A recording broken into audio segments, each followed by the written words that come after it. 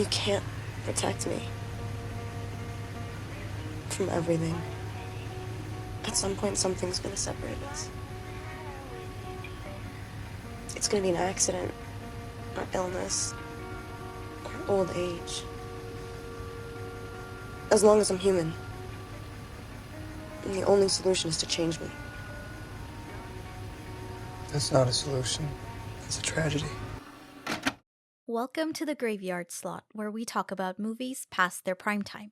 Here we revisit old favorites with a fresh perspective to see if they deserve more credit or if they should stay buried. I'm Sarah. And I'm Sohini, and today we're talking about the Twilight Saga New Moon. So it's been a while since our last episode. We originally intended to return earlier this year, but as we all know, there's a lot going on in the world right now. We wanted to think about how we want to use our platform, and we hope this episode doesn't serve as a distraction. We want to share with whoever's listening some ways that we found to help, one of which includes donating to Project Watermelon, which is a volunteer-run organization working to help the people of Gaza by delivering life-saving aid, fundraising for evacuations, and supporting them to resume their lives in the long term. We encourage you to go to @projectwater.melon on Instagram to find more details and contribute to their efforts. So let's jump into the movie we're discussing today. Yeah, New Moon. New Moon is the second installment in the Twilight Saga based on Stephenie Meyer's book of the same name. After an accident puts Bella's safety in jeopardy, Edward decides to leave her for her own protection, not realizing that she's surrounded by more imminent threats than ever, including other bloodthirsty vampires Non-Cullen.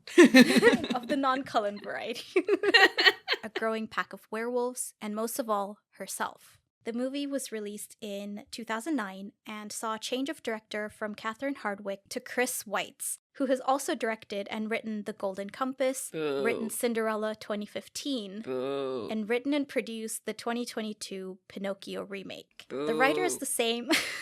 Sorry. I knew you wouldn't like any of these.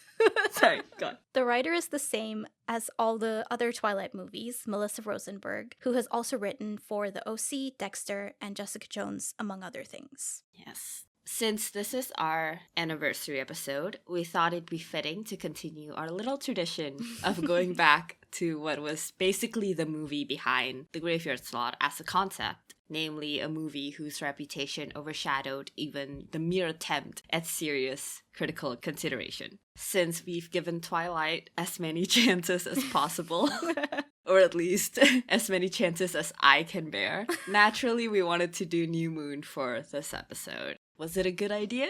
I guess we'll find out. But before you find out our thoughts, let's see what the critics of the time thought of this movie. Mm-hmm. I went through quite a few critics' reviews, and they were more complimentary than I expected, than I think the movie deserves. In the sense that I think it deserves to be taken seriously and for critics to point out, what's not working about it, like why it's not a good movie, if that's the case. But I feel like a lot of the critics' reviews are just like, I guess simpering girls would like this, but like, I find it insulting to girls to simpering to the movie. So I'm saying, like, it deserves critics to be harsh in the nicest way possible. Yeah, as long as you're taking it seriously. That's the important part, whether your review is positive or negative. For sure. The review that resonated with me was from Slate, and it reads, "Mopey, draggy, and absurdly self-important, the movie nonetheless twangs at some resonant affective chord. This viewer, at least, was catapulted back to that moment of adolescence when being mopey, draggy, and absurdly self-important felt like a passionate act of liberation." Interesting. It's the one review that made me, I think, understand the movie more or understand what may be compelling about it to some people. I think absurdly self-important is a great way of putting it. But yeah, this is the only one that I liked. Yeah, I think you articulated the overall situation with the reviews quite well. I think we haven't mentioned yet that this movie is rated 28% on Rotten Tomatoes, which puts it just above Breaking Dawn Part 1 at the bottom of the list. So it's one of the lowest rated movies in the whole franchise. But that being said, there were more positive reviews than I expected. For every review that I saw saying it was worse than Twilight. I saw another review saying that it was better than Twilight, so it seems like critics are very divided. But I was more inclined to agree with some of the more negative reviews because I do think that while Twilight has its many faults, I do think in a way it did what it was trying to do better than New Moon does what it's trying to do. And so the review that I wanted to mention, and it's from Movie Retriever, it says, like a teenage girl trying to adapt her diary into a one-woman show, Rosenberg has turned Stephenie Meyer's work into something that thinks it's Shakespeare but never resonates with an ounce of true emotion. What really resonated with me was the second half of that review, which is my main gripe with the movie, that it feels so hollow. It feels so devoid of any kind of emotion. I agree with what you said and with the review. So this was the first time that I've seen New Moon. Congratulations. Thank you. I think your experience is a really interesting one because even though you hadn't seen it, you'd experienced it from multiple memes and videos and stuff. Yeah, true. I am familiar with some of the memes, I guess, but they're all very out of context. So I didn't really know like what the story was going to be. I haven't read the book. I didn't know anything going in. My experience is not as interesting. I read the books when I was a teenager and also saw the movies as they came out. So teenage me had a good time watching the movie, I'm sure. But things have certainly changed several years later. But you liked the book, right? Like that's the background you're coming from? Yeah, I liked the book and I also liked the movie back then.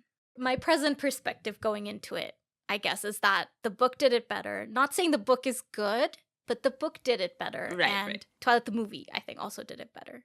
All right, should we jump in? Yeah, let's go. We open. Oh my god, I still don't know where they are. Spain or Italy? I'm just realizing I don't know that they actually say in the movie, which is so funny. They don't! It's Italy. Ah, okay.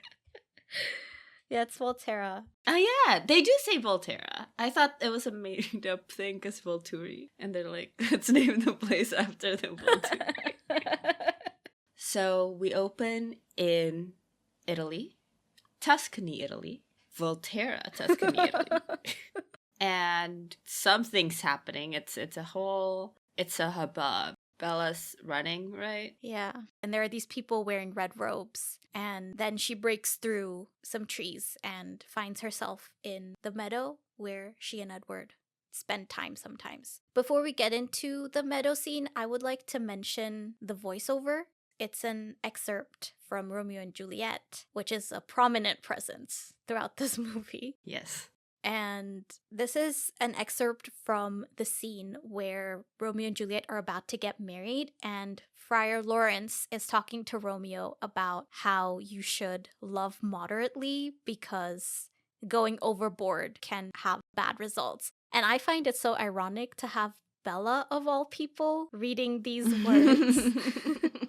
I don't know if this is the best choice to have this particular excerpt as the voiceover. If anything, the lines preceding spoken by Romeo would have been more appropriate for her because he's talking about how he doesn't care about what happens later on in life. Just spending one moment with her is enough for him. And I feel like that is the more reckless attitude that Bella exhibits throughout this movie. So I don't understand why they would have Bella, of all people, read out the cautionary message of Romeo and Juliet. I agree that, like, having it come from Bella specifically is maybe not that well suited, but just in the context of, like, it's supposed to frame this story specifically, like this movie specifically. I think they just have Bella say it because, like, she's the main character. Our point of view, you know? Yeah. Yeah, and again, because it's a flash forward, it's like set in hindsight, and given what happens in this movie is literally what happens in Romeo and Juliet, where one thinks the other dies and then goes to kill himself. I guess, to me, that's why the excerpt was what it was. That is a good point about it being in hindsight, and so maybe she's seeing things in a different light. Once things come to a head, she's realizing how her actions have had like a domino effect. But that being said, I feel like if that were the case, the movie should have ended differently. Yeah, for sure. I feel like she never learns. She learns one thing, and it is the folklore that Jacob tells her in the first movie. That's all she learns in this entire franchise. If I were to defend this choice, which, like, I don't know that I want to, but if I were, her saying it isn't necessarily her believing it. It's just like, oh, this is how this cautionary tale actually plays out in real life. Not necessarily in the sense of, like, now I'll be more careful or whatever. It's just like, oh, it does happen. This is how it happens. It does happen, but I don't care. Yeah. But anyway, yeah, we break into the field. And there proceeds to be a scene that terrifies me to my core. Bella sees this figure in the distance, and it's an old woman. And long story short, she realizes that the woman is mirroring her movements, and she realizes that it's her.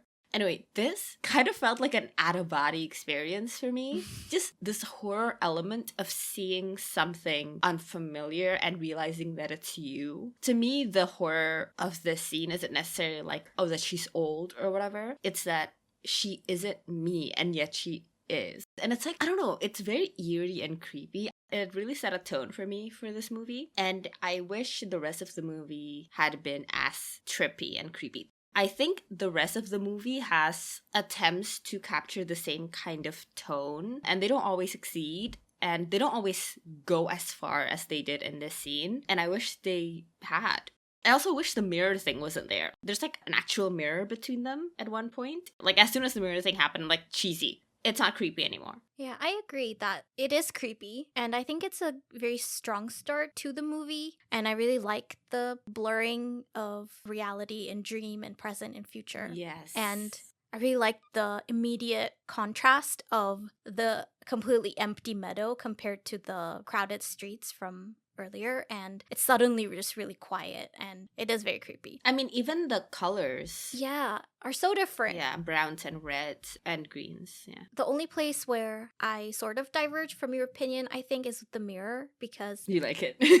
I do like it. Specifically, I like that Edward is invisible in it. It's a simple visual, but it solidifies his place in Bella's life as this unnatural presence that technically shouldn't be there. He technically shouldn't exist. Right. But overall, I think this is definitely one of the stronger points of the movie in terms of evoking emotion. But even then, I feel like it's still lacking. It already feels like it's a tad surface level. I guess I'm looking for fear from Bella, which I'm not really seeing. She is panicking about Edward being there in the sunlight and revealing himself to her grandmother. But I don't feel her palpable confusion or fear or anything. So the fact that one of the better scenes in the movie is already kind of hollow doesn't bode well for the rest of the movie. Yeah, that's a good point, because I definitely didn't even think that there was supposed to be any fear about Edward being exposed, or maybe I was just too freaked out by the lady in the distance. But going back to the mirror, I do really like that it's like her reflection and Edward is not there. I think we get it without a mirror. But it's really interesting that you say that it's supposed to highlight how Edward is an unnatural presence, because, you know, in the context of the rest of the movie, I thought it was like how Edward is not gonna be in her life anymore was the fear that they were highlighting. Yeah, could be foreshadowing towards that as well. So, it's Bella's birthday, and Bella and Charlie's dynamic has changed.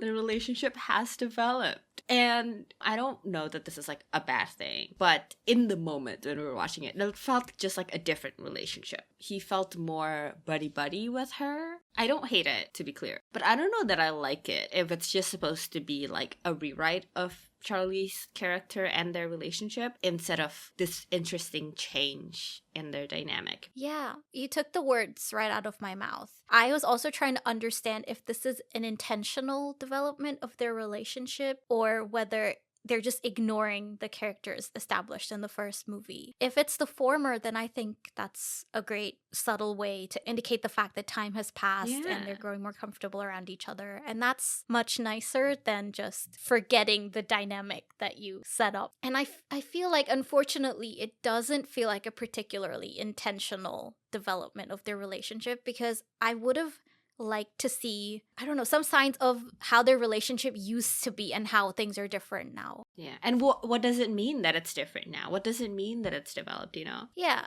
even if it's like an echoing of a scene we saw before in Twilight, but things are different. Like maybe they're eating at home now in the kitchen, something to indicate that they are still the same people rather than it being like Yeah. a different character entirely. Yeah. Charlie surprises Bella with some presents, one of which is a camera. So she goes to school and hangs out with her friends for a few minutes, takes one picture, and then is immediately distracted by the arrival of Edward in slow motion. Yes. It's very important to note that he arrives in slow motion. It's so funny, but not like, I don't think they meant for it to be funny. I feel like they were making fun of the audience. Like, let's do it this way, and then the girls can scream during this part. Which, now that I think about it, is kind of mean. It's very mean. But yeah, Jacob also shows up to give Bella a birthday present. And Alice also gives her a gift. Yes, and invites her to a birthday party at the Cullen house. I do kind of like this scene Same. because there are these little interjections of humor, which I feel like weren't there at all in Twilight. Twilight being so extremely brooding made it seem like it was taking itself too seriously, whereas I feel like here the occasional lighthearted moment kind of makes it seem a little bit more tongue-in-cheek. Like it's still not entirely self-aware, but there are these moments. Yeah, I like this scene in the hallway too. I immediately noticed that Edward laughs. Right?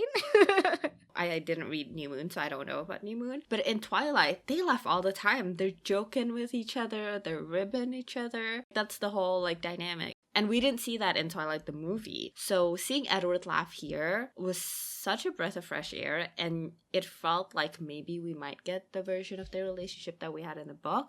But this gave me hope, and then the rest of the movie did not deliver. No funny scenes at all. This is the only one. So I guess like a step in the right direction, but literally a step, one step in the right direction. Yeah. So the director changed, right? So going into this movie, I did like try to notice like how different is it, right? Like tone-wise or whatever. And obviously we talked about like the change with Charlie's character and his relationship with Bella, even just the look of the movie. And I felt like, oh, this is another change. More playfulness in Edward and Bella's relationship. And not only that, but I thought if they can do all of these other things, then maybe they can also just establish a better relationship between Edward and Bella. And I don't mean like a healthy relationship. I mean just like a relationship instead of just like, I want to be with you, I can't be with you, without any actual substance of like why you want to be with each other. But they didn't. And like, I know they're not starting with a clean slate, but they are clearly giving it a facelift and establishing certain things that they weren't able to establish before. Like, I don't understand why you can't do that with a relationship either.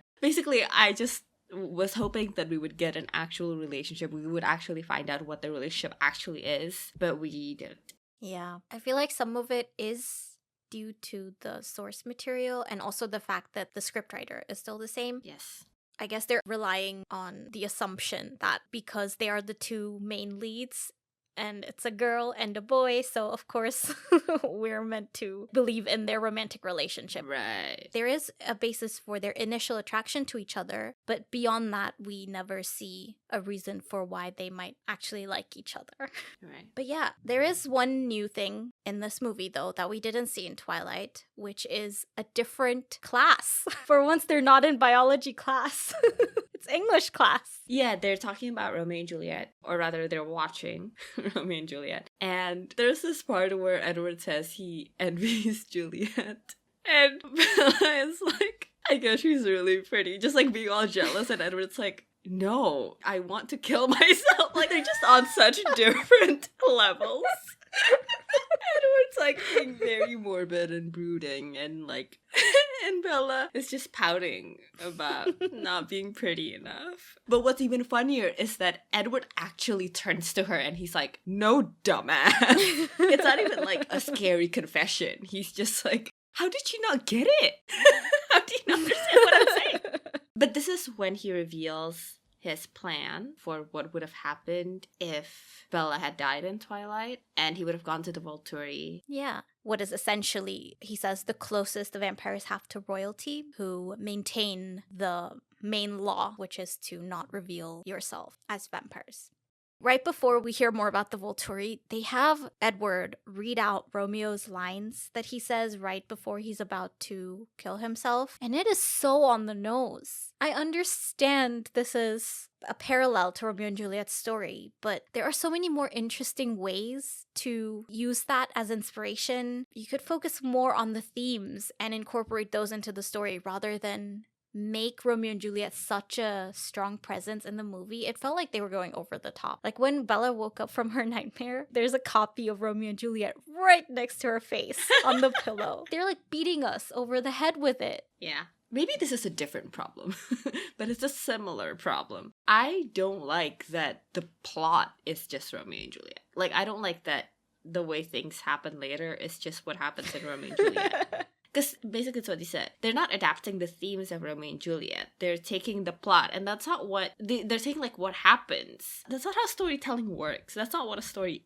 is. Like, do you not understand? I guess they don't. This is also why I was not convinced by the lines they picked for the prologue, because there's no alignment with the themes and the parts of Romeo and Juliet that they're picking up. They're not picking up them based on what they mean. They're not even making an attempt to understand what Romeo and Juliet is. I think that is why it feels so disjointed. The fact that they start with those lines, but the ending doesn't align. Yeah, it doesn't match. Like, then what is the point of this framing even? Yeah, if exactly. That's not the point. That's the thing, right? It is the framing, because that's the first thing we hear in the movie. So it should serve a purpose other than to just put more Romeo and Juliet in the movie.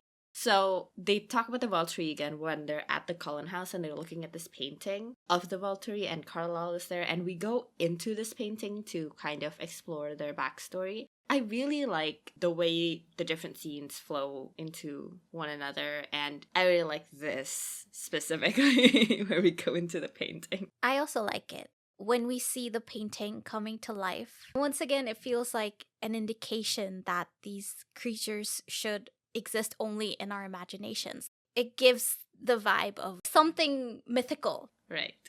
But we're actually in the Cullen house because it's Bella's birthday party. So after this, they join the party, and while Bella is opening her presents, she gets a paper cut, and in trying to protect her, Edward injures her 100 times worse, and a fight breaks out with everyone trying to contain Jasper, the newest addition to their family who hasn't quite mastered his control around humans yet. It's so dumb. He steps in between Jasper and Bella, and all he has to do is keep Jasper away from Bella. Like, push Jasper away. Why?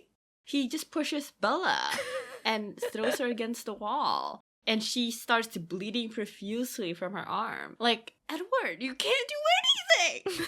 What he did to Bella is what Jasper would have done to her anyway. Like, he's just expediting the harm. Yeah. It does feel very counterproductive.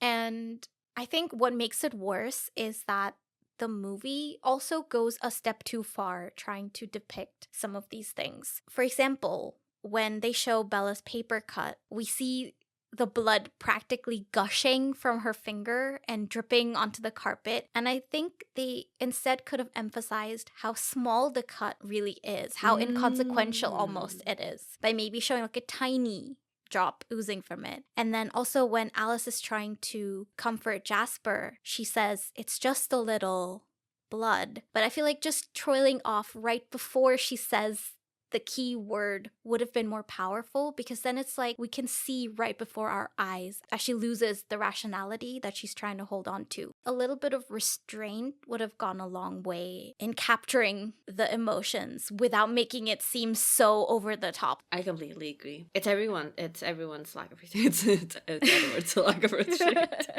But also, this scene is supposed to be terrifying. Basically, because Edward pushes her back, she's bleeding even more. And so suddenly she is faced by this whole room full of vampires. So it's supposed to be scary. But again, I feel like there is such a lack of emotion, or rather a lack of a proper buildup of emotion. All I see is everyone staring at Bella, and then the tension fizzles out so quickly because everyone just sort of slinks out of the room. It's very anticlimactic, and I don't know if it's the pacing, the blocking, even the dialogue, or a combination of these things, but I didn't feel anything while I was watching what is supposed to be the climax of this scene. You're right. I do think it should have been more terrifying when they all turn to her and she realizes that she's alone in this room. They're all dangerous to her. That it's not just Jasper. It's not just like the incident or whatever. She's always at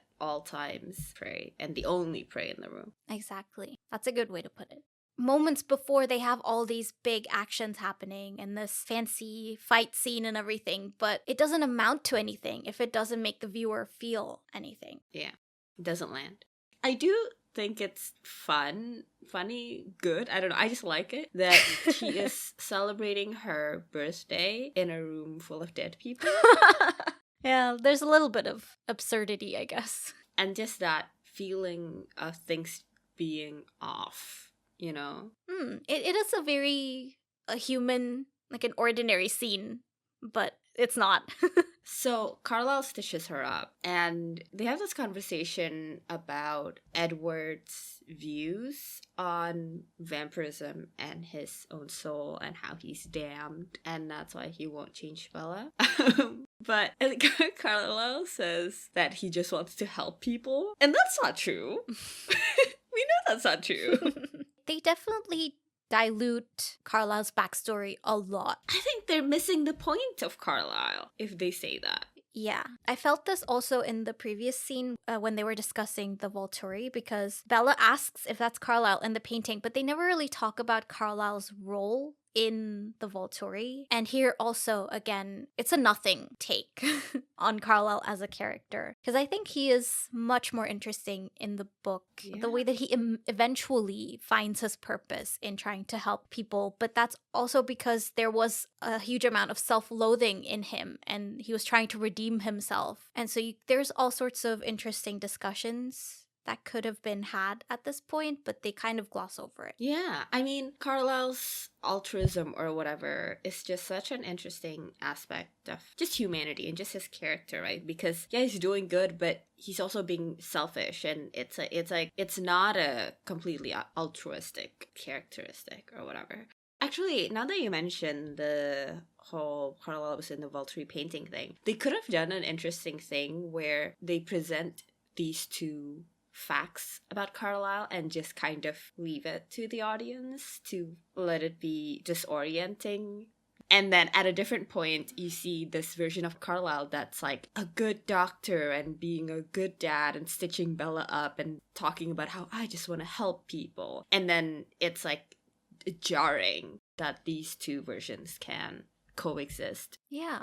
I keep saying, like, there are these eerie moments, these creepy moments, these, like, off moments. And I wish the movie had leaned more and more and more into this. And the Carlisle being two very contradicting figures would have been another great moment. And as the movie goes on, like, it's a bit about, like, Bella's depression and her psyche and everything. And I think it would have been great if the movie just becomes this, like, melting reality, you know? Like, you can't quite tell what's real or not. And not necessarily, like, they show us, like, false things, but real things. Like, the fact that Carlisle is this quote-unquote noble person and a Volturi. But because we're in Bella's mind, like, to the audience, to Bella, it just creates a mind-breaking reality or, like, perspective. There are moments when they really use the movement of the camera and the directing to put us in Bella's shoes, like show her anxiety. And I wish that had been the entire movie. Like, I wish the entire movie had been that intense and that trippy.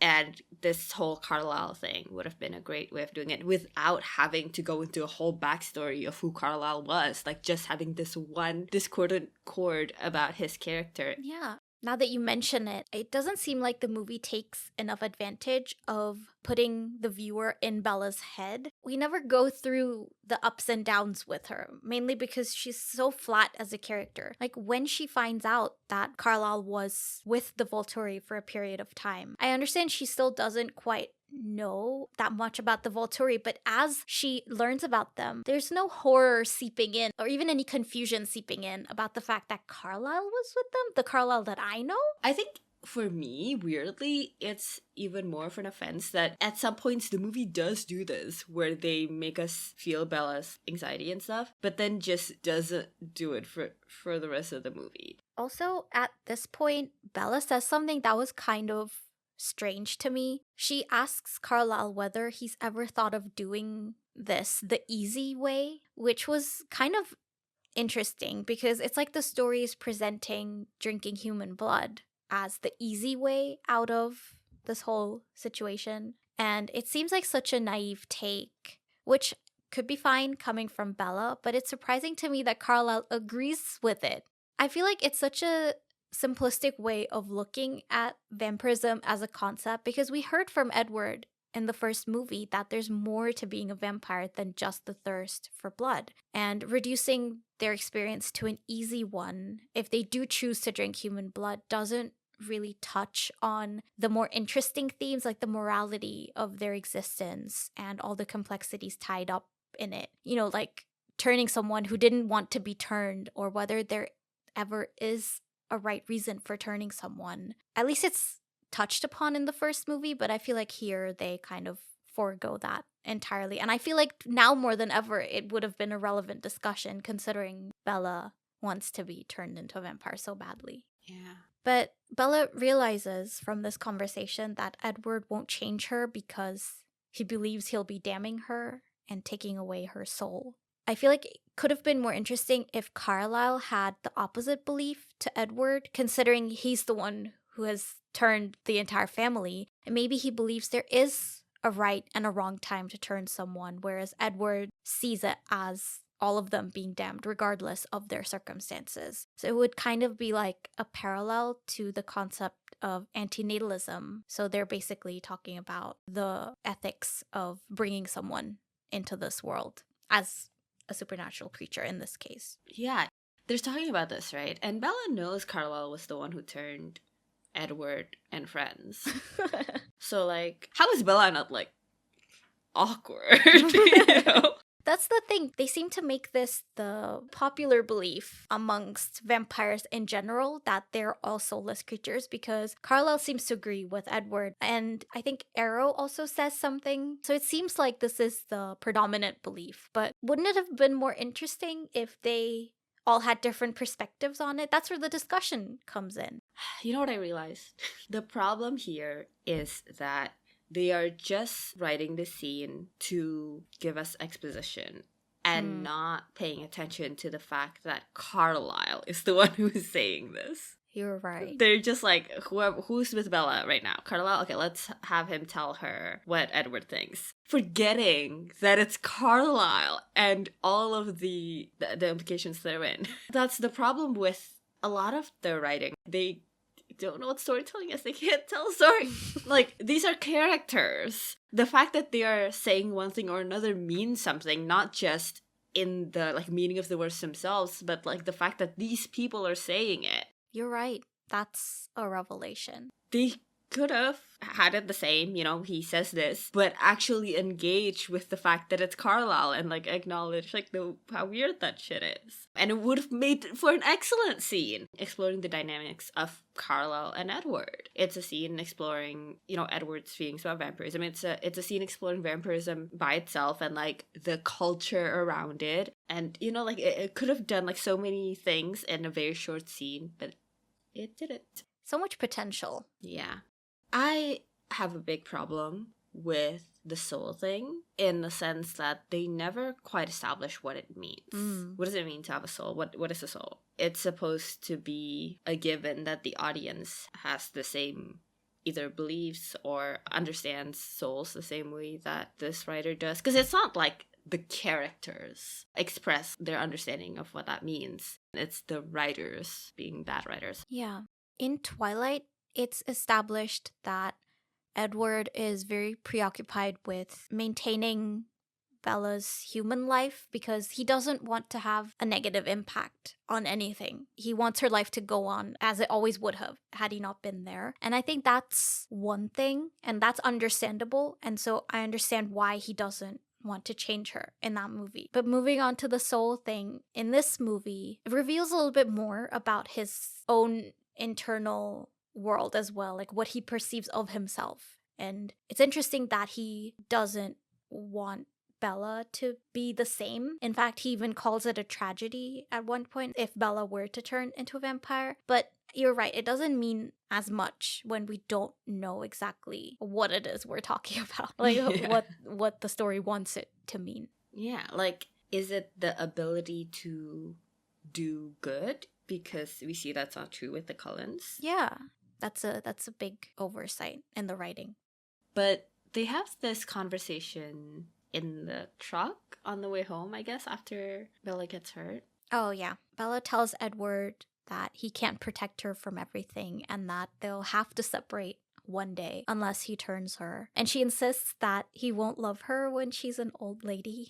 Her exact words were, "You're not gonna want me when I look like a grandmother." And Edward is incredulous, and he's like, "Do you not understand my feelings for you at all?" And I really like this exchange because, yeah, Bella, do you not understand his feelings for you at all?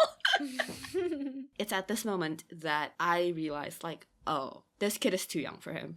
And not in the sense like, oh, there's a giant age gap, but like, she's a child. Like, she doesn't understand that what she said was completely ridiculous. It's just so funny to me that this whole thing is supposed to be this epic love story. They love each other no matter what. One's a monster, one's a human, but she'll even turn into a vampire for him. And suddenly she's like, I don't think you'll like my wrinkles one day. Like, and I really like that Edward replies reasonably. It's this, like, frustrated and surprised and just it's full of emotion. He's not scared to say this, you know, like, they're in a real relationship, they talk about shit. And it keeps happening where, like, people keep having real conversations in this movie, and I really enjoyed that aspect. It is nice to see actual communication. And what Bella says here does indicate a gap in their emotional maturities, but I feel like it's never really acknowledged. It should be a barrier, but it's never really seen as such. Yeah, what's funny is they never treat it as one, but it is an issue. Like, it is the only issue. Every single issue that comes up is just from that. So they go to the forest, and the moment when they meet up, there's like a pause. Bella like takes a moment, and there's this look on her face that's like, oh, I know what's coming. And I really like that. The way the scenes blend into one another is really nice. I really like it. And like, the soundtrack helps a lot. There's a certain tone and a certain pacing that really works for me. In the book, there's a whole spiel, but they do a good job of translating that to the screen. There's no unnecessary voiceover or anything. We can understand both of their conflicted emotions. They managed to pull that off with a degree of restraint. But yeah, he breaks up with her. Him breaking up with her now is tied up in his feelings about the morality of vampires' existence. They both hate themselves, apparently. Hey, that's something they have in common. There we go. We found one thing. The scene is really interesting because she just completely doesn't listen to him. When she repeats what he's saying, it's a completely different sentence. He's like, I don't want you to go with me. And she's like, you don't want me? And it's a really interesting scene, especially coming off of the montage that was leading up to this, where she's like, it's all about her insecurity. So going into this scene, knowing where her head's at and seeing how it plays out within this conversation is really interesting. And this is one of those moments when the camera work and the directing puts us in Bella's shoes. They're not quite Dutch angles, but they're very skewed, I guess. And the signature Bella panting is mirrored in like the movements of the camera, and actually, you know, has a purpose, which is this building anxiety and this dawning reality that all of her fears are coming true, you know. It's interesting to me that Edward doesn't really react to the fact that they're not having the same conversation. And I understand that he's like, I'll take whatever that'll get me out of here. But like, at this point, Bella is losing her sense of reality. I think like his supposed like pain and angst of having to lie to Bella is so played up in the scene that it's like so on the surface, like so clear. Whereas I think it would have benefited from more subtlety. But otherwise, I really liked it. I like that Bella is kind of losing her mind in this scene, and I wish that had been the entire movie. Basically, this is my thesis statement, is that there should have been the entire movie, us seeing Bella's perspective and her losing sense of reality, and maybe also seeing the reality that is completely contradictory to what she's seeing. Yeah. And in this scene, like you said, we see her internal world influence the different shots. So like when Edward leaves, Bella tries to chase him down and gets lost in the forest. And at one point it's gotten dark and she collapses. And there's this circular shot when she's lying on the ground, all curled up in herself. And it feels very reminiscent of the upcoming montage we'll get of time passing around Bella. And it conveys a lot of things at once about how unmoored she's feeling and the repetitive nature of her thoughts and feelings around Edward. And so if the movie had done what you're saying and, showed us Bella losing her mind a little bit and increasingly becoming distanced from reality, I feel like that could have been nicely reflected in the cinematography as well. I think that could have been very interesting to explore. And it's really funny because frustrating was the word. Because I keep talking about like how we move from one scene to another, but like this especially, where Bella is just kind of wandering through the woods and then just decides to curl up and sleep there. Well, she trips. Oh, she trips. Yeah, and just doesn't get up. She's so clumsy, remember? But there are these moments where we move from one scene to another with like these emotional threads, and what's happening on screen isn't necessarily like what is actually happening. It's just like a visual representation of what's happening, if that makes sense. When Edward leaves and Bella is just kind of like stumbling around, it's like it's a visual representation of like her emotional state, right? And I really liked that, and I wish that it happened more throughout the movie. It's really interesting because the movie is supposed to be very like, it's supposed to be about Bella's like internal emotions and stuff. So I think if they had leaned more into that, it would have been really great. Yeah, that's a great point. But yeah, don't you worry. Shirtless guy to the rescue, finds Bella, returns her to Charlie. And then we get the iconic chair scene. Yeah, the chair scene. Bella basically sinks into a depression and withdraws from everyone, and we see life go by around her while all she does is write to Alice. I was thinking like Alice is like has become her friend, and throughout the movie it like dawns on me more and more the fact that like she is in such a bad place because she was so isolated, and like it's not just that like Edward left, it's that her whole social circle is suddenly gone. And I think that was interesting, and I wish they had done a better job of portraying that, because it seems like it's just because Edward left, but no, it's not. It's because all of her friends left all at once, and the problem is that even before they left, she was isolating herself from everybody else. They don't really do that great of a job in the movies of establishing that friendship. I don't think they do a good enough job of showing how immersed Bella really gets into the Cullen family. So when they all leave, it's like her family is gone. And it's not even necessarily about how much she cares about the Cullens and how much she was immersed. It's like the lack of other social circles, right? For sure, yeah.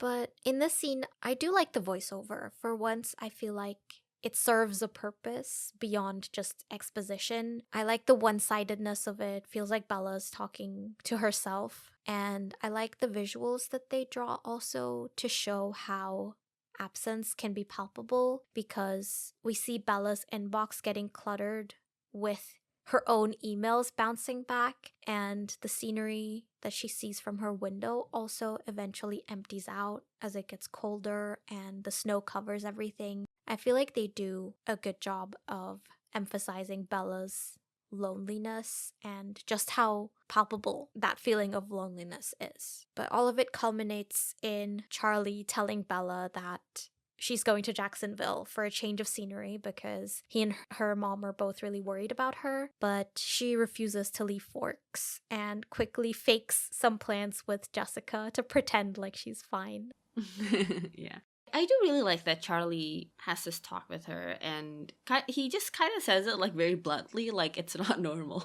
Which I guess in the context of, Twilight, like vampires, yeah, it's not normal. But like when he says that, he means like you're clinically depressed, and I like that, like it makes sense in the context of Charlie. Like it's a real conversation. Yeah. And again, it shows how much their relationship has developed, that he feels comfortable voicing his concerns. Yes. Oh my god. Talking about how the relationship has developed, I think it's the scene where he calls her baby. Yeah. Oh my god!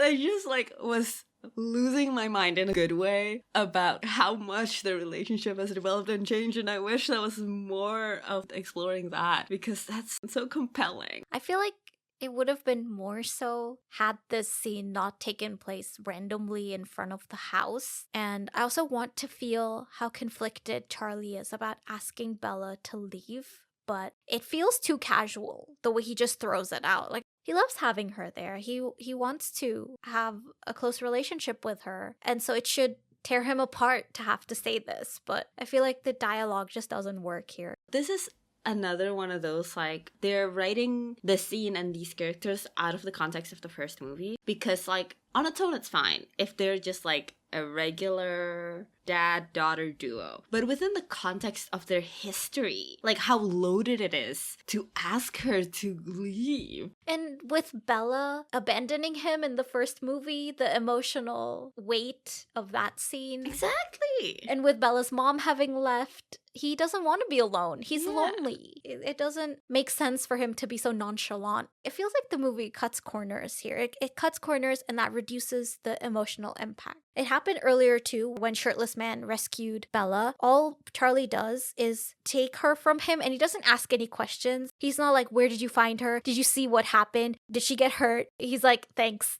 And then he just goes back in the house. Yeah, it's like the shirtless guy just returned, like, a hose that he bought. I was gonna say a rake, but that sounds like I'm calling Bella a rake. But I guess hose isn't that much better. Yeah. Hose before rake. Oh my god, I need that on a t-shirt. In this scene, they could have also just have Charlie acted out differently, like if he just has a harder time with it, and let all the implications be in the scene, and like this really charged moment between Charlie and Bella. And this is just like the Carlisle Bella scene where he's stitching her up, and they could have let the fact that it's these characters saying these lines mean something. I was thinking maybe it would have had a little bit more of an impact if it happened right after Charlie's comforting her from a nightmare. Because we see multiple times that he's sleeping on the couch and he jumps up to wake her up when she's screaming. It's a reflection of his concern reaching the peak, and at that point it's too much, and that his concern for her outweighs what he wants, which is for her to stay with him. I don't like it at all that it takes place so abruptly in a random location. It feels like the movie not only ignores the characters' history, like you said, who they are as people and what has happened between these characters in the past, but it also ignores the importance of the setting. It's a missed opportunity. It's such a missed opportunity, because the scenes between Charlie and Bella in Twilight were some of the most interesting scenes, and they completely lose it in this movie. I think the scene is also one of the scenes where they could have benefited from the blue filter from Twilight.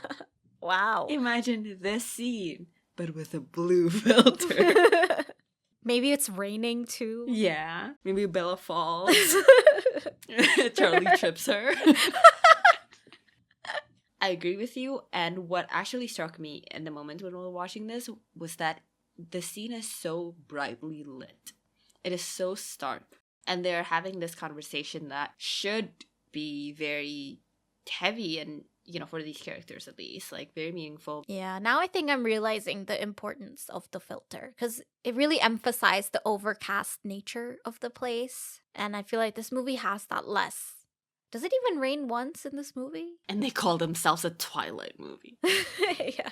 I actually don't hate the look of the movie. I like it. I think it fits the tone and the weird, like, trippy, like pacing. Yeah, it's very saturated, the colors. And there's a high contrast between Yeah. the different settings, which is very effective in its own way, but it loses that gloomy feel, like you said. Yeah, it definitely works, but it works in some scenes better than others. For sure. Bella's forced to hang out with Jessica now. Oh, yeah. I really love Jessica's little rant. Yeah, it's so funny. It's so real. Like, this is a high school kid saying all of these things that's like being self-absorbed and not really understanding. Yeah.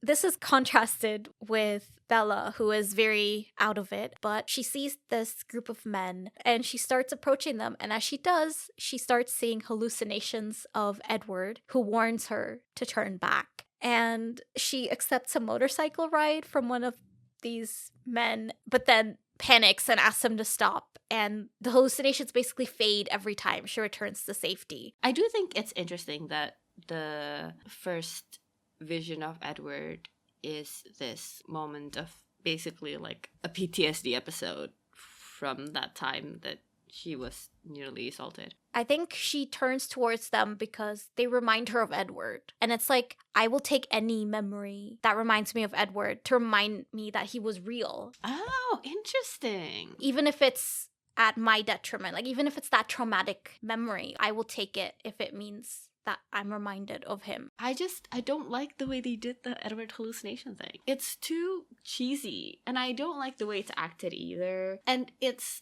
jarring to go from like the more well done stuff, like the camera work and the portrayal of Bella's anxiety, and suddenly have this weird projection of Edward show up. I don't like it. I wish it had just been a voice, actually. Like, that would have been better, I think. It would have been more eerie. I think that's it. Like, the rest of the thing is supposed to be, like, eerie and off and whatever. But this is not at all. I'm not scared of Ghost Edward. My last complaint, and I'll keep this one brief, is the whole, like, getting on the bike thing. At no point does he say, like, wanna ride? Well, he says, what do you say? And he like kind of shifts on the bike. But like before then he hadn't invited her. I'm like, Bella, you can't just go on people's bikes willy-nilly. Not because it's like it's a stranger, but like it's rude. It's someone else's bike. Yeah, it's rude. Like he didn't invite you on his bike. Everyone else is like, Bella, don't ride off with a stranger. He could hurt you. And you're like, Bella, where are your manners? But yeah, now Bella knows that if she puts herself in danger, there's a possibility she'll see Edward. So she finds some old motorcycles that need repairing, and she goes to Jacob to see if he can fix them up. And he agrees, so they start spending time together. Yes, they fix up a motorcycle. Jacob's friends show up. Bella seems to be branching out socially. In a similar vein, I like the progression of the way Bella sees her emails to Alice, because at first she's writing them like she's speaking to her, like Alice is hearing what she's saying, but as she spends more time with Jacob, she says, I wish I could tell you about Jacob, which maybe indicates the start of her acceptance of the fact that Alice is no longer there. Yeah. So Bella has this nightmare and Charlie wakes her up and they have a very interesting conversation. I really like this line that Charlie says, where he says, you gotta learn what's good for you. And I think that's such like an interesting line and an important one for this story, for this character. It feels so core to the story. I think if the story had gone in a different direction, this moment, and also, again, sorry to keep bringing it up, but the exposition and the lines from Romeo and Juliet, that would have aligned more. But I feel like Bella doesn't. She doesn't learn. It's so pertinent to the story, and it definitely feels appropriate coming from Charlie, but it just doesn't amount to anything because Bella reverts to her old patterns once the Cullens come back. But yeah, Bella and Jacob are hanging out and they come across a cult? Question mark, question mark, question mark. Yeah, it's a group of guys. I was gonna say group of shirtless guys, but yeah, there are endless groups of shirtless guys in this movie and they creep me out. The fact that all of them have abs, like none of them just have like a regular body, is insane to me. It's a part of the werewolf upgrade. That's so funny. It is. You get automatic abs. You can't be a normal body do werewolf. Okay, I thought you meant like it's a criteria. Like you can't join us unless you have abs. Oh. It's Sam and his followers, and they are cliff diving.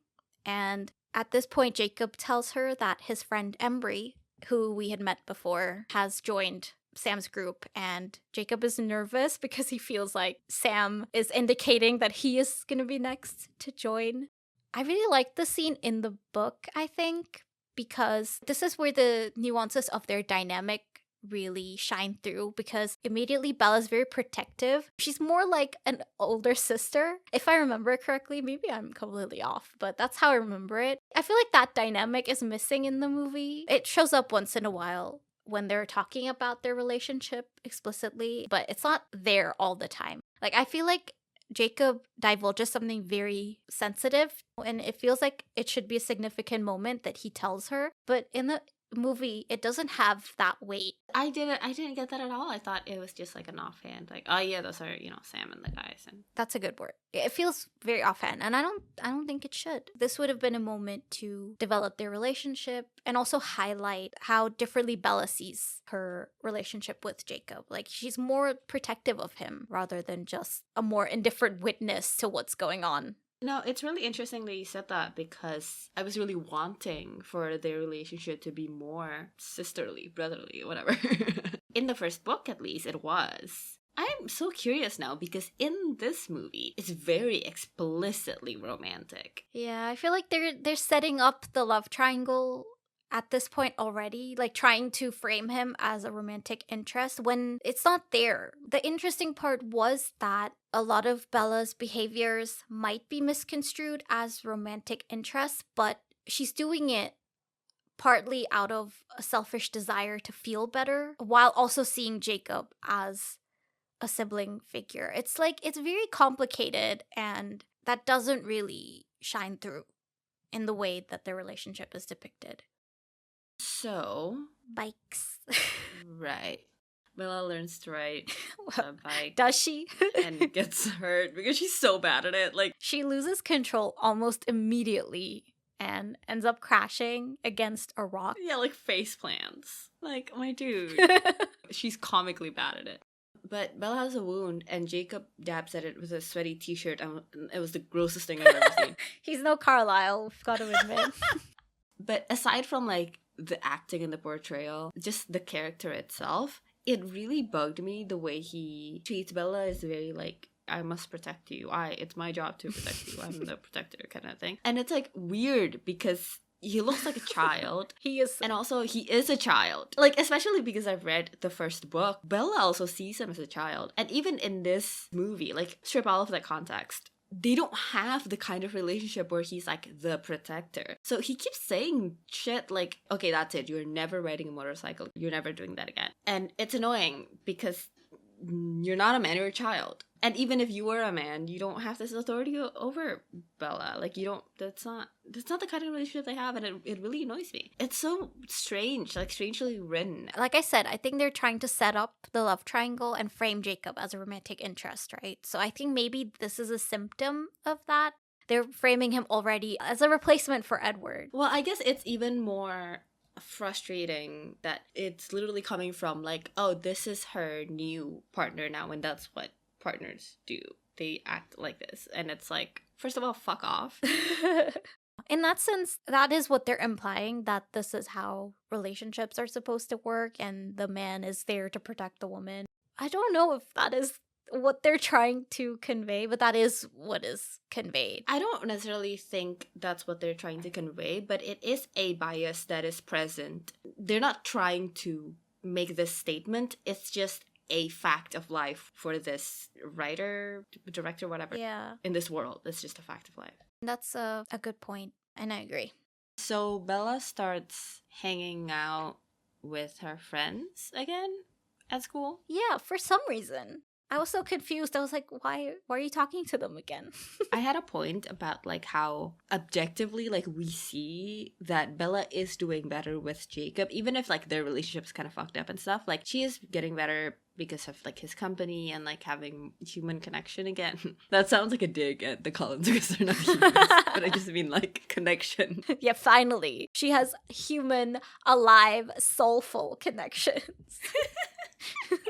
Yeah, because, you know, she has a friend again, whatever, and she's not isolated anymore. And I guess maybe that's why, like, she's doing better now, so she's joining her friends. But what I was gonna say is that it is interesting that we see her get better, but she doesn't find fulfillment in that. Yeah. I think you identified what was bugging me about that scene because I also saw it as a sign of her healing, but I still was confused about what prompts her to approach her friends again out of the blue.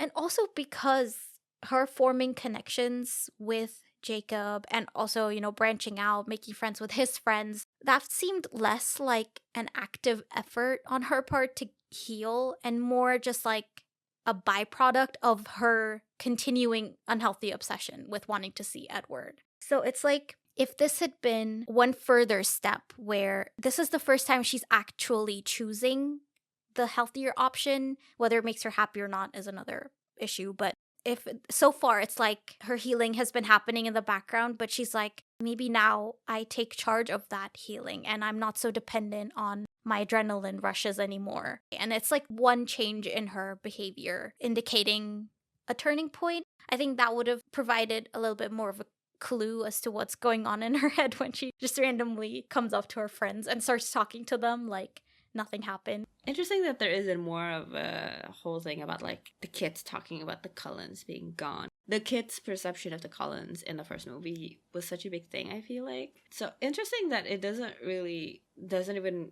make a splash here. It doesn't even make a ripple. This is one thing I really miss in this movie that was there in the first one, which is the small town feeling. There was a lot of emphasis on the juxtaposition between ordinary small town life versus the presence of these undead creatures. And this movie feels a lot more fantastical. It's not as rooted in reality. And if they had focused more on that, this would have been a very important aspect. Hearing other people's perception of what happened and why did they suddenly disappear. Bella makes plans with her friends again. Well, she misunderstands Mike's invite to a date. Does she? Maybe on purpose. She turns it into a group thing, but at the last minute, everyone cancels except for Mike and Jacob. So they end up, the three of them, at the movies together. At this movie theater, Mike gets sick and has to scurry out. And Bella and Jacob have this really honest conversation that I really like. I do too. Basically, we haven't really talked about it in detail so far, but Bella has kind of been stringing Jacob along. I mean, like, even friendship-wise, she's been using him to, like, help her get her kicks. And she's been kind of encouraging his advances. And in this conversation, they kind of just say it all out loud, and I really like it. Especially when Jacob grabs her hand and she pulls away, and he's like, "What, I can't hold your hand?" And she's like, "You can, but it means something different for you than it does for me." And that's such a mature line. And this whole conversation, she says it out loud, like, I like your attention. Yeah, I think this is the closest they come to exploring how complicated the nature of their relationship is and of Bella's dependence on Jacob. Because I think she says, "I need you." And this is like a great example of how their relationship is because her words and actions could feel romantic in nature, but they mean something completely different to her than they do in Jacob's head because, like you said, she's been using him this entire time, but she's also in that process become friends with him, become close with him, and so it's like all very jumbled up, and she acknowledges how selfish she's being as well. It's a very human conversation in that it feels very realistic and very, for once, grounded more than anything else has been this entire time. Yeah, for sure. I know we were joking around about like how she's a bad friend, but I genuinely think it's such an interesting aspect of her character that she is actively stringing Jacob along. Because it's not a matter of like, I mean, at some points, it is a matter of Jacob taking the liberty of being like, you're my girl, even though she isn't. But most of the time, she is actively stringing him along. She is actively making moves on him, not even just like letting him make moves on her. And it's just so interesting because like, we don't get it in the first movie, but in the book, it starts in the first book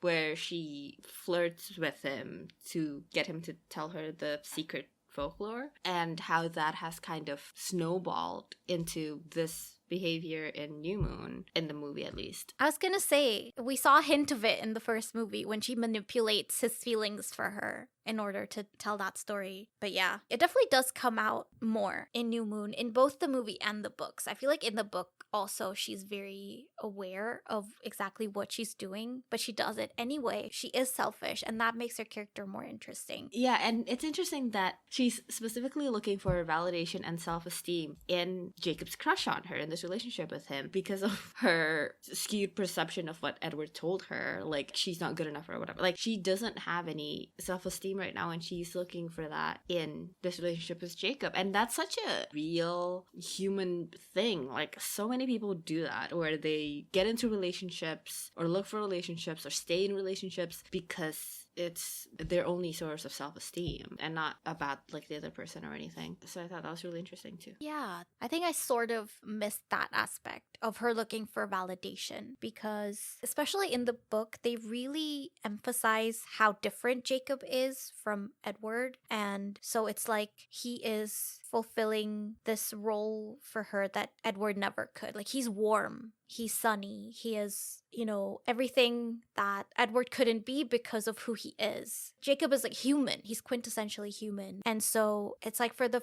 first time she has someone to rely on in a real way. It just seemed like she was using him to feel better. Basically, that's like the not so nice way to phrase it, but actually that is a lot more complex, that she is also finding validation in his attraction to her, which is something that she never feels with Edward. Like when he tells her that he loves her, she doesn't feel that validation because she believes herself to be inherently worth less than Edward. She's always comparing herself to him and feeling that she's not good enough for him, whereas she sees herself on a more equal footing with Jacob, I guess, because they're both human.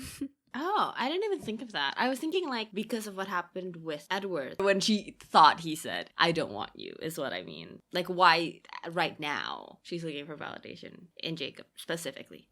Yeah, we talked about the whole thing with Jacob trying to take on this like masculine role of Edward. And while I don't like that, I do like how he constantly reassures her that he won't hurt her. Like he sees what has happened in Bella's relationship with Edward, and even though he doesn't know exactly what took place, he sees that she's hurt. And this is a much bigger thing in the book, I feel like, where he notices these little things about her, about how strangely she behaves sometimes, and kind of pieces together what happened. And so him constantly reassuring her that he won't hurt her is like putting into words what she really needs, but she's not saying. And so I like that they included it in the movie, that he understands that that is what she needs, like the reassurance that she can rely on someone. But I don't like it in the context of the way their relationship is developed. Like I liked it better in the book. Yeah, in this conversation he does say like, I know what Edward did to you and I won't hurt you like he did. And then he immediately hurts her like he did in the next sequence of events. Yeah. So Jacob disappears. Yeah. Basically the excuse is like he has mono, which like if I were Bella I'd be like, do I need to go to the doctor? We have almost kissed like a dozen times, Jacob. Also, like, who the fuck were you kissing while we were in our situationship? I agree with the second part, but can you get mono from almost kissing? Well, they like almost kiss us and like they like breathe in each other's mouths. That's gross. With COVID and everything, we know how fast that shit spreads, so. Mm-hmm.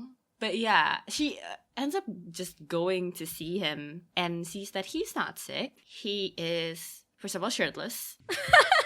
Yeah, gotta mention that. Yeah, he's walking around shirtless in the rain. And they have an argument. Jacob basically tells her that he knows about the Cullens. And It's not like I don't like this conversation. I just don't like Jacob, especially in this scene. Basically, he turns into like Twilight era Edward because he's like, I'm not good.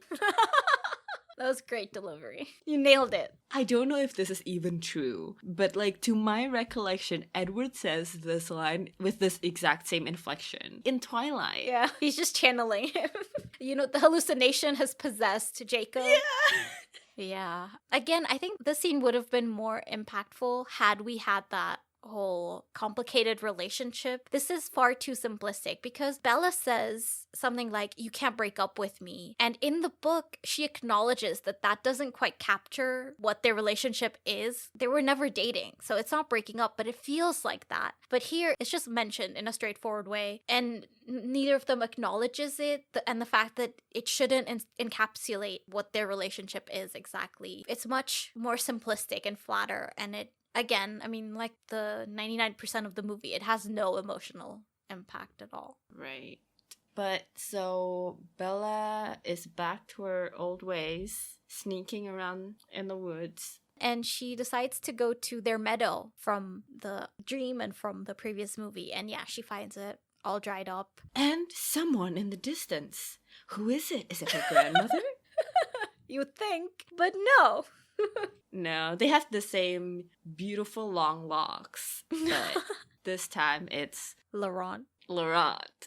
He wants to kill her. I love the actor, I think, for this. Like, I bought it. He was creepy. This is a good acted scene, like, between the two of them. I really like it. Yeah, for sure. As cliche as it might have been, the fact that the whole time he's talking about other things, he's casually circling her. It might have been, I mean, verges on cliche, but the actor does pull it off.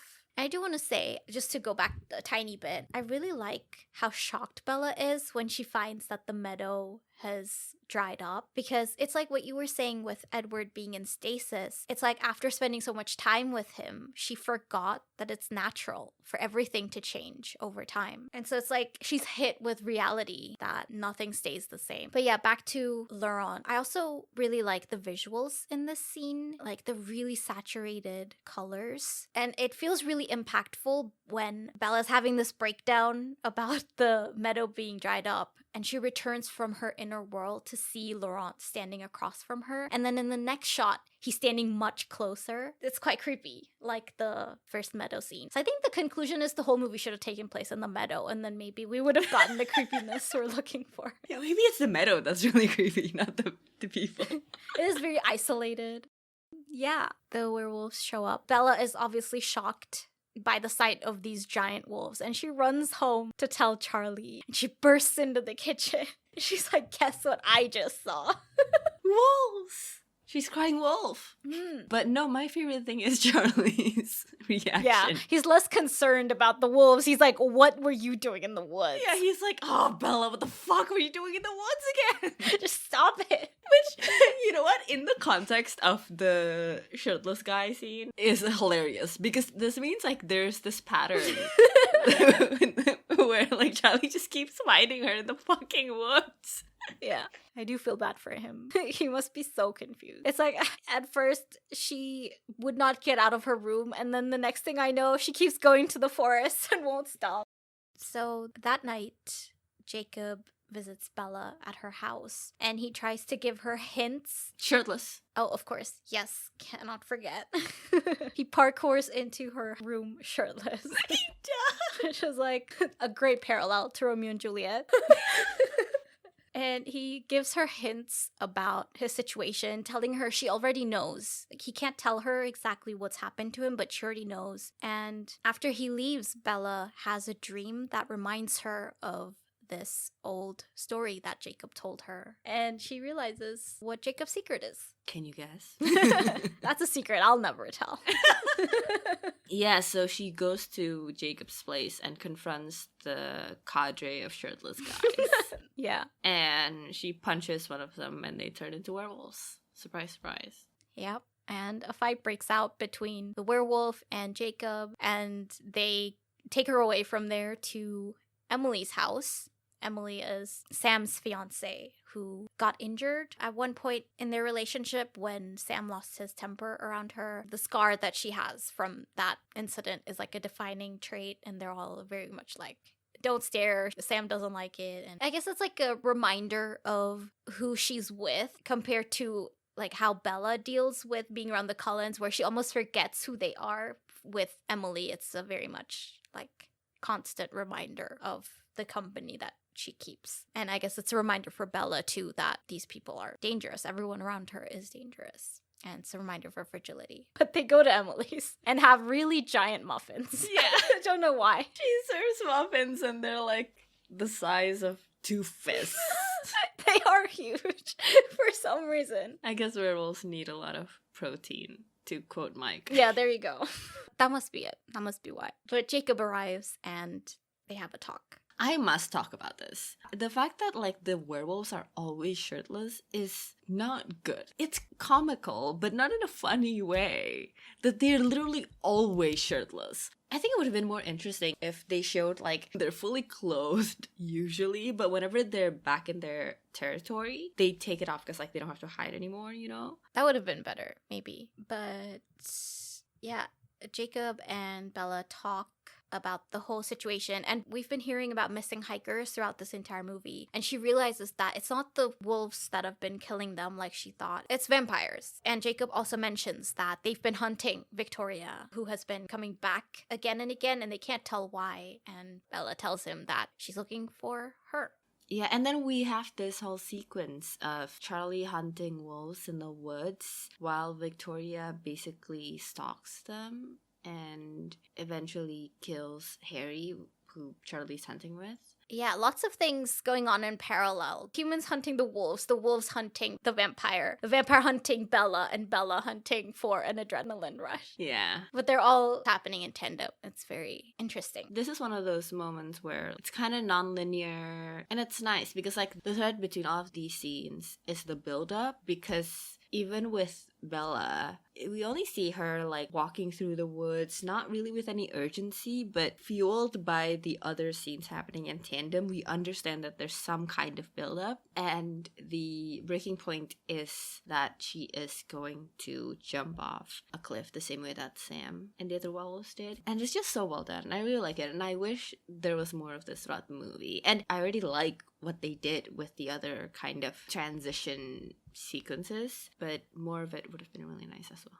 I agree. And that's a really great point about how the emotions of these other action-packed scenes really fuel these shots of Bella working her way through the woods. And I really like the contrast as well, because we see all these fancy shots of Victoria and the wolves zooming through the forest, and there are these multiple angles and slow-mo, and then we just see Bella trudging painstakingly through the forest. I think it does a good job of highlighting the contrast between these supernatural characters and highlighting how painfully human she is, and also kind of how out of touch with reality she is, because we see all these people working for her protection, but all she is consumed by is this thought of seeing Edward again. And the moment she's left alone, she immediately makes plans to do something reckless again. They leave her alone for 1 second and she's like, oh, I'm back in the woods. Sorry. Yeah, right. But yeah, I think this is one of the more emotionally satisfying scenes because it all comes to a head very cleanly. Like, all at once, we see the wolves chase Victoria off the cliff and she dives into the water. And around the same time, Bella also jumps in. And so they end up in very close proximity to each other. So we know what the implication of this is, like the upcoming danger, which Bella is blissfully ignorant to. Oh. I thought that it wasn't happening at the same time, and like Victoria is hunting Bella unrelated to her jumping off the cliff because of the wolves, you know? Maybe, yeah, that could also be it. But in any case, they end up in the water at the same time. And Bella sees her and immediately knocks herself out.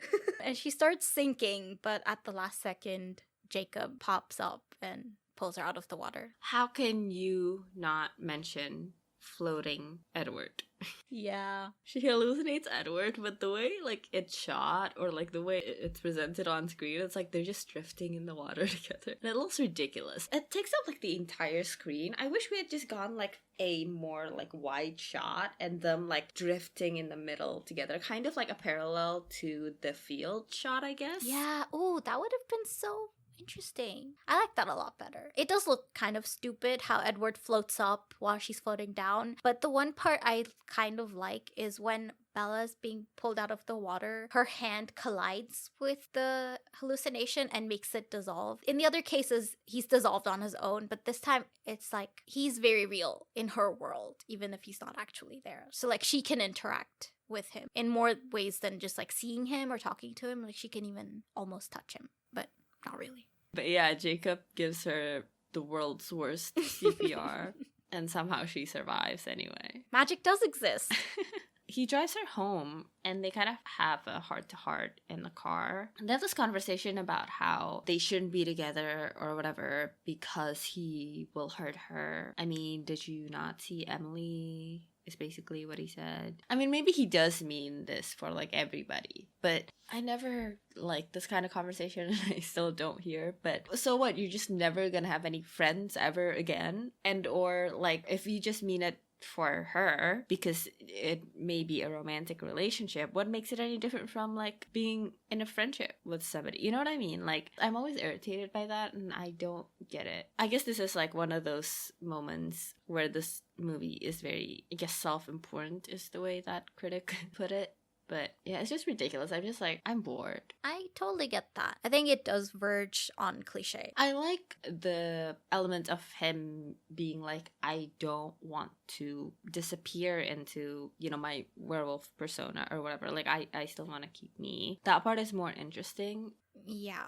Emily and Sam's relationship was more significant in the book because they're supposed to be a parallel to Bella and Jacob. And I think, like you said, it is a bit stupid not wanting to be close to someone because of the whole werewolf thing. But the thing is, all of his friends are also werewolves. So it's like a very different dynamic compared to being very close to a human. And he's also got Sam's example kind of haunting him. He doesn't want to turn out that way, but it's like the same thing as actually transforming into the wolf. It almost feels inevitable. Like at some point I will lose it and I will hurt you and I don't want to do that. So that's where he's coming from. I think maybe it would have been more effective if we see a whole population or community of werewolves. Because all we see is like Sam and his friends. So it's like you can't live in isolation of like 6 people. Whereas, as I understand it, the way you're putting it, it sounds like maybe in the books it's like a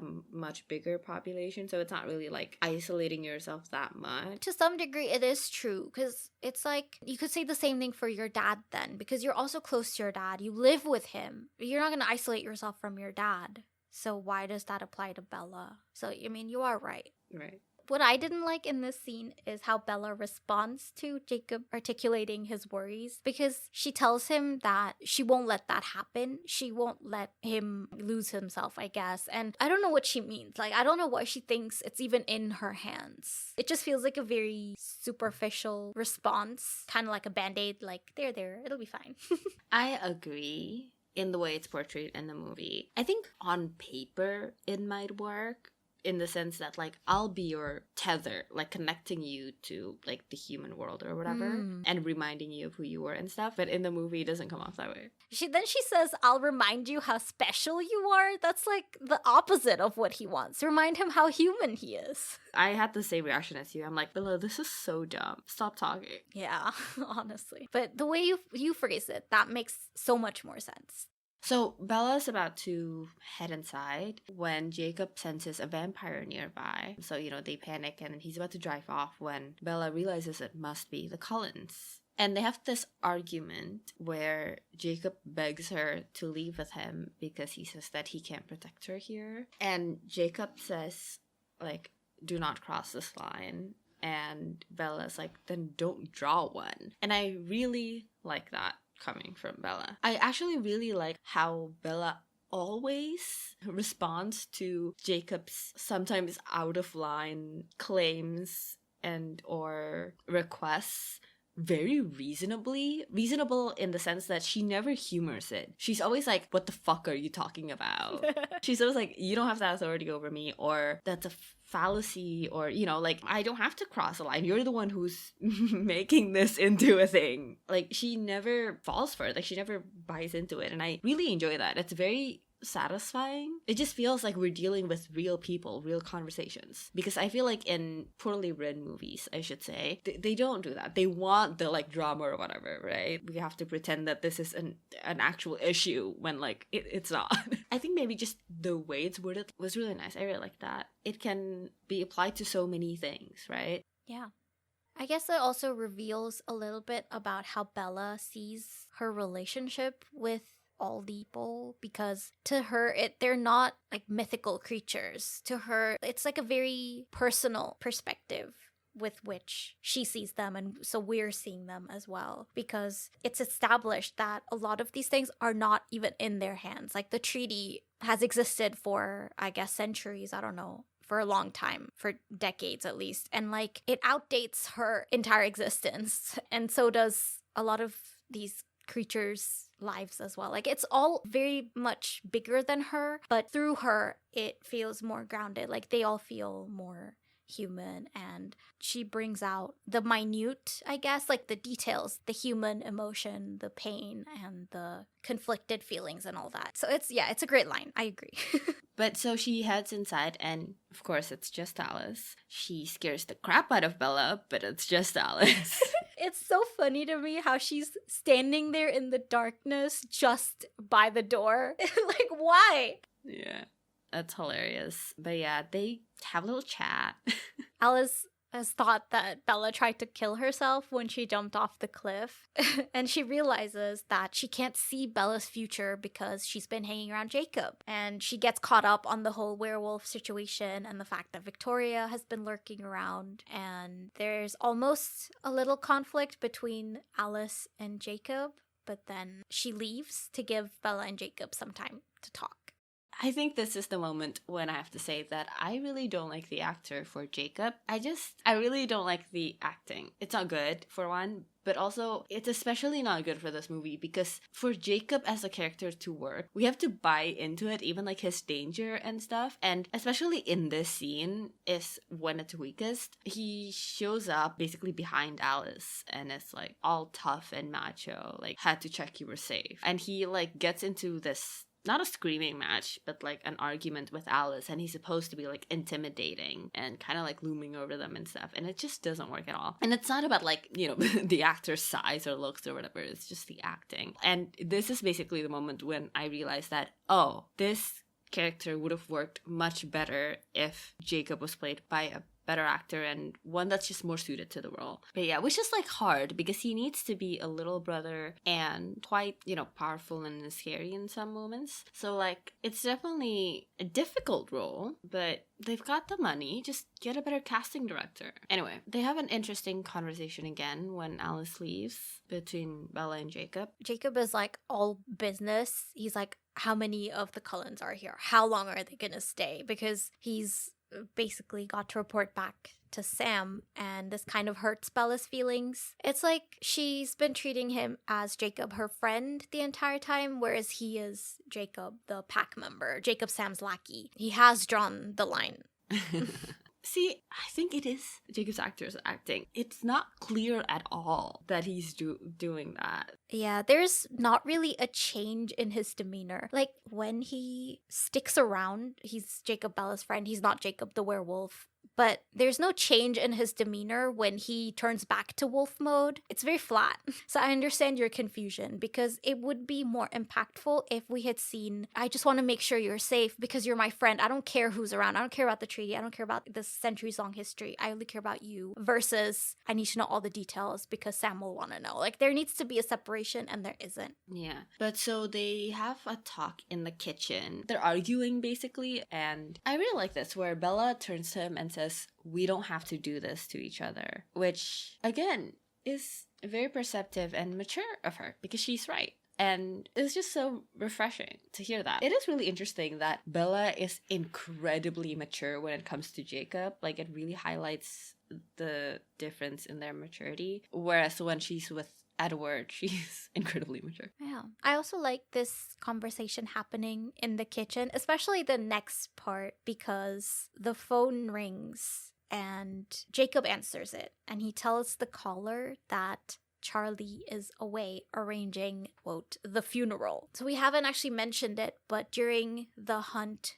for the wolves, Harry passes away. So this is actually Harry's funeral, but the caller, who turns out to be Edward, misconstrues and thinks that Bella is the one who is dead. And in the movie, he like does it on purpose. Jacob does it on purpose. Yeah, I like the book much better in this respect because it feels less petty. Because in the book, Jacob thinks Carlisle has called and is looking for Charlie. So, but in any case, the message is conveyed to Edward. But there's just something absurd about all of this taking place in Bella's little kitchen. Like, on the surface, it's very different than what it actually is when you think about the fact that it's a werewolf and all of that stuff going on in the background. It reminds me of the first movie a little bit more, where there's really that juxtaposition of the ordinary versus the supernatural. I feel like this is the first moment we get a little bit of that, but it's immediately taken away because they fly off to stop Edward from killing himself in Italy. So maybe because I just don't know what was coming, but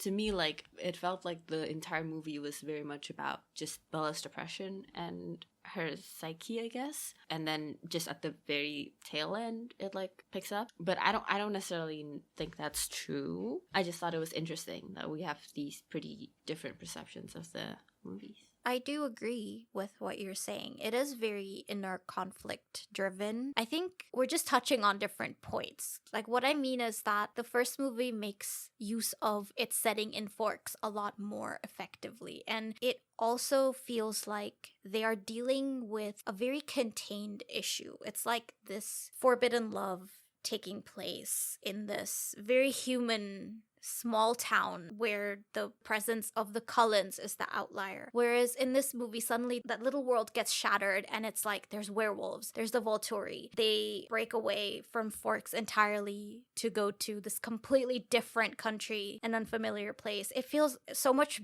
bigger all of a sudden. It's like, maybe you'll find this comparison funny, but it's like how the Lizzie McGuire show turned into the Lizzie McGuire movie. Like, the show dealt with very day-to-day regular things. Like, it was a very ordinary girl. And then in the movie, she has a doppelganger and she's performing in the Colosseum. It's like two very different things. And it feels blown out of proportion in this movie. I just feel like it's missing the groundedness it had. And the world felt much richer when it was more contained. No, I understand what you're saying. I think it really is because, like, the entire movie, the Volturi and the treaty and everything, like, was not on my radar, you know? Yeah. So it didn't, that world, like, did not exist for me. So, like, I know you're, like, objectively correct, but I wasn't getting it. No, it makes sense. It makes sense because I knew it going in, so it... Anyway, so yeah, they head off to Italy because Alice saw that Edward is going there to get himself killed. Of course, Alice has to make a pit stop, pick up a couple gloves, pick up a headscarf, and a pair of sunnies. Hey, why would you assume she doesn't carry them with her at all times? She drove Carlisle's car after all, so I'm sure she already had them. Well, it's a rental. The gloves are rental? Yes, they come with the car. But yeah, the entire time they are rushing off, we see that Edward has arrived already, and he's already been refused by the Volturi, who consider him too valuable a resource to kill. And instead they invite him to join them, which feels very tone deaf considering everything that's going on. But he refuses, obviously, and determines another plan to get himself killed, and instead decides to reveal himself as a vampire at noon at this festival that's going on. And Alice, of course, foresees that, and so when they arrive at Volterra, she tells Bella to run to the clock tower where he's gonna be, and so she takes off on foot to prove to him that she's still alive. We're back to the first scene that the movie opened with, and she makes it just in time. Before we go into that, I thought it could have been interesting if they brought back the Romeo and Juliet excerpt that they mentioned in the beginning, because we're seeing the same thing now, but maybe, I don't know what this would be, but if it were the same line, but we see it in a different light now that we know what's happened, we have more context, I feel like that would have been a better purpose to have this excerpt in the beginning, and we think it means one thing, but now, in the context of Bella and Edward's story, not in Romeo and Juliet's, it means something entirely different, but it doesn't. That would have been so good, but yeah, that would require like an actual ability to write, and no one here has that. I'm just so annoyed by the fact that they just do Romeo and Juliet act whatever. Like, that's not the point of whatever. But yeah, Bella makes it just as the clock strikes noon. They have a heart to heart. She explains. He explains. He's like, I can't believe you bought what I said, you dumbass. In those words, exactly. The part that like infuriated me, she was like, oh, I just couldn't believe that you loved me. And I just like, Bella, y'all were together, right? Like, I don't understand what she doesn't understand. She has begged to be with him for the rest of her life. They have had lengthy conversations about her wanting to be a vampire and live with him forever as a dead person. They're in a very serious relationship. I don't understand where she's coming from. How can she say that? Like, she's just like, I just couldn't believe that you loved me. But like, we already established that he loves you. That was the whole point. Like, why did I watch the first movie then? And like, even if it's like a new thing, they did not establish her having this sudden change of mind or heart or whatever. It's not the same thing as her insecurities. Basically, I guess is what I'm trying to say. This is not the culmination of her insecurities that we have been dealing with for the past like hour and a half. I see your point. I understand what you're saying. I think a part of Bella wanting to be with Edward for the rest of their lives as vampires was that she wants to be a vampire so that she can be on the same level as him. She believes as a human, she isn't enough for him. So it's like, yeah, I believe that you love me for now, but eventually that's gonna fade. So before that happens, turn me so that your feelings can't change, because I won't change. Interesting. See, I, a reasonable human, would be like, if that was my fear that one of these days he's not gonna love me anymore, like love is fallible or whatever, then I shouldn't ask him to turn me into a vampire. Because if I believe that in a couple years he'll lose interest, this is like the worst choice. I mean, that's so dumb. But okay, I understand that the way she's looking at it is like, he likes me now as I am, and I am gonna change, so I have to be me right now forever. I mean, I definitely agree with you. I don't like her reasons at all for wanting to change. And I mean, I think I mentioned it to you also. There's this conversation in one of the books where Edward asks Bella, like, why do you want to get changed so bad? Are you just asking for the immortality aspect and not because you want to be with me? So he has his doubts too. And I really like that because I feel like Bella's intentions should be interrogated. I don't think she has a good enough reason to want to be a vampire. Because I understand, I want to be with you for the rest of my life. You can, as a human, you can. But clearly that's not enough for her. Whereas it is enough for Edward. So it's like, I don't like Bella's entire motivation. I don't think she has thought it through, and which is fair. She's a teenager. I think she needs time, but the story indulges her anyway. Yeah. I think part of the issue here is also that they portray her anxieties, but they don't dig into them and investigate what it means. Like, on the surface, for example, her fear is to grow old. But what does that mean? That's just the surface level, right? Like, that's not the actual fear.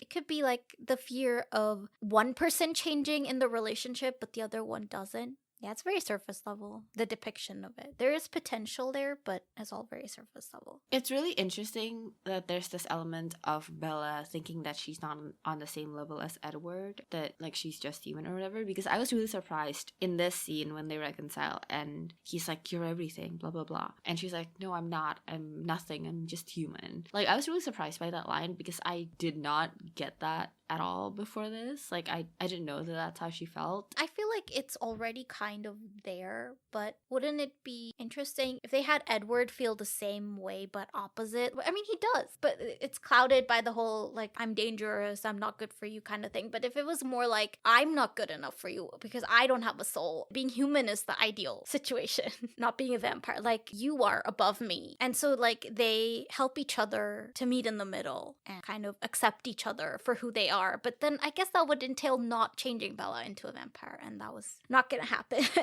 I think it would have been really interesting if this is coming from a place of like post-depression Bella, or like because of her depression and like her losing sense of reality. Because I was thinking, like, what does that mean for your perception of your peers, of your family, of your dad, if she truly believes that? And I know we've talked about like how it's different, how you perceive yourself and how you perceive your loved ones, but this feels distinctly different to me. It feels so definitive, and I don't know, it was weird to me. I think just because, like, at least in the movies, to me, there was no context for that. Kind of came out of left field, but yeah. Yeah, I think it was maybe meant to more as a throwaway line, but it goes to show how much they don't have clear intentions and motivations for these characters in mind. It feels very rudderless and kind of just stumbling along. But one last point about the scene very quickly. Again, I feel like they do such a disservice to whatever emotional weight might be behind these moments by not paying attention to the setting, because they have this entire conversation in this random chamber. I don't know. It feels very rushed as well because there's still the looming threat of the Volturi. Whereas in the book, it's a lot more deliberate. Like, they don't immediately get that release of resolving all the misunderstandings with each other. There's still that elephant in the room with them until they get back home and then they can talk freely. But here, they just get it out of the way almost entirely. And it's so random and it feels very half-baked. And again, it's not impactful at all. It is very quick how they resolve it. Like, they immediately know what to solve. Yeah. Whereas in real life, like, you wouldn't know that. In the book, Bella doesn't even believe that Edward is there for a good chunk of the scene. Like, she believes she's seeing hallucinations again. And of course, he can't really be here. He must be gone again. This can't be real. And he spends so much time convincing her that it's not a dream. He's like, I am here. Trust me. That's so funny. Okay, see, that's so much better. That means, one, it's not a weird ghost Edward projection. I wish that's what they had done, to just have Edward there in the scene. If it was more grounded, you know, like where Edward is there, but he's not like actually there, like that would have been so much better and less cheesy, and I would have hated it less. Yeah. Two, that means in the book that it is more trippy and she really does lose sense of reality. That's so much better. Yeah. Once she's back in Forks, it's like she goes back to where she was mentally when Edward left her. I mean, it's an entire chapter dedicated to unraveling everything that happened and clearing up all the misunderstandings. And it's condensed, and the little nuance we had in the book, all of it is gone in this scene. I really like to, if that means like Edward actually sees the consequences of his actions too. Right? That's another great point. Now that you bring it up, he mentions it briefly in the movie near the end when he's like, can you forgive me? But in the book, he is legit scared that she won't be with him anymore. He has this whole apology. He's like, I understand if you don't want to be with me. I don't deserve it, and blah, blah, blah. Whereas, again, there's not enough space to do this. He really sees what he did to her, and he suffers because of what he did to her. Yeah. But no, they have to rush here because the Volturi is right around the corner. Literally. Yeah, so Alice, Edward, and Bella are summoned up to go see Arrow. Yeah. They take an elevator up and it's hilarious. That's so funny. They're all like slightly skewed, like the way they're standing and looking at each other out of the corner of their eyes. It's so funny. Yeah. This is like one of the very few times where I feel like they were funny on purpose, like not taking themselves seriously. And we're in on the joke instead of being the butt of it. Again, it's highlighting how absurd it all is that this is happening. Like these mythical creatures in a very modern world. It's vampires in an elevator. Things that didn't even exist when they became vampires, you know? Yeah. So they meet with Arrow and Co. and shit goes down because they find out that Bella is a human. They find out her powers. And even though Edward didn't reveal himself as a vampire, he did to Bella. So They have to die. Oh my god, you know what? He should have thought of this earlier. Because if the first time he came around, if they said no, he's like, actually, I did something. Oh yeah, you're right. He's stupid. Yeah. He's so obsessed with the whole Bella is a human thing, but when it counts, he forgets. So they try to kill him. A whole fight breaks out. I feel like the fight scenes are kind of fun in this movie. Like, you can tell that the movie makers had a lot of fun with these sequences. Like, sometimes they might feel a little bit over the top or superfluous to the actual plot, but it is fun watching them play around with the effects and kind of try different things. Like, there's this shot where one of the vampires slams Edward down onto the floor and the stone cracks behind him, but his skin also cracks. And I really like that detail, like showing us the hardness of his skin without hitting us over the head with it. And the way they warp time, it reminds us of how human we are. Like, we're seeing this through Bella's eyes and we almost can't keep up the way that they use these effects to go into slow-mo and then really fast again. It's like we are struggling to keep up, just like Bella is. So I really like that. I really like that too. They're about to kill Edward, but Bella begs them to take her life instead. And he's very fascinated and he realizes that Bella loves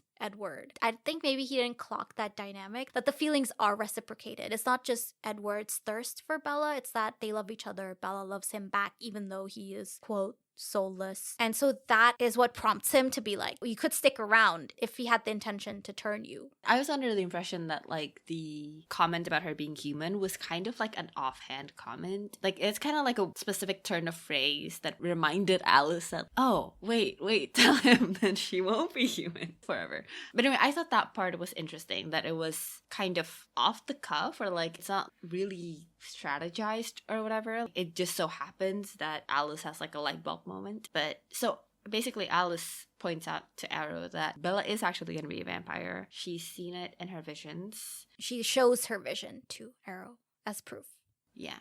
You made an interesting point. I think it was disingenuous on Arrow's part. Like, he wasn't really offering to keep Bella around, but now he's kind of backed into it. And like I was saying, there's that context of Carlisle having been in the Volturi, which is a lot more explored in the books, and the Volturi wanting to keep the Cullens around. Like, they don't want to fight with them. So that explains why he's being generous. Yeah, but so they leave unscathed. And while they leave, there's like a tour being led into the Volturi throne room, I guess. And then we hear them being ravaged. Very dark. That was well done. I like that it's like you hear it and it's like, at first, like you don't quite know what's coming. And then you realize, and it's just so good that you just hear it. Yeah, it implies the actual threat of the Volturi without having to show us. And we understand the danger that Bella is in. You're right. I was like thinking more, oh, it portrays the everyday of vampirism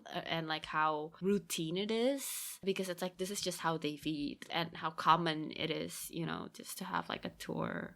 One of the Volturi was even like, they have to go because this person's coming in with all these tourists. So it's like a scheduled, like a buffet coming in, you know? So yeah, you're right. It's that too. Yeah. We immediately see them back in Forks, back in Bella's room, which was very abrupt to me. You said you liked how the scenes flowed into one another, and I liked it too. I liked the pacing overall, but this feels so abrupt, the way they suddenly end up in Bella's bedroom. And I feel like they cut corners and they cut scenes that kind of make it so that the plot progression isn't quite logical, because we have this whole scene with Edward and Bella, but then Charlie comes in and he has this conversation with Bella that should have happened the moment she stepped foot through the door, but it's happening now, which just doesn't make sense. Yeah, I don't think I was as bothered by it as you, but just because I don't have anything to compare it to. It just, storytelling wise, feels so clumsy. I get what you're saying, because I would like to see the confrontation with Charlie, but I like that they at least acknowledge so Charlie shows up and has a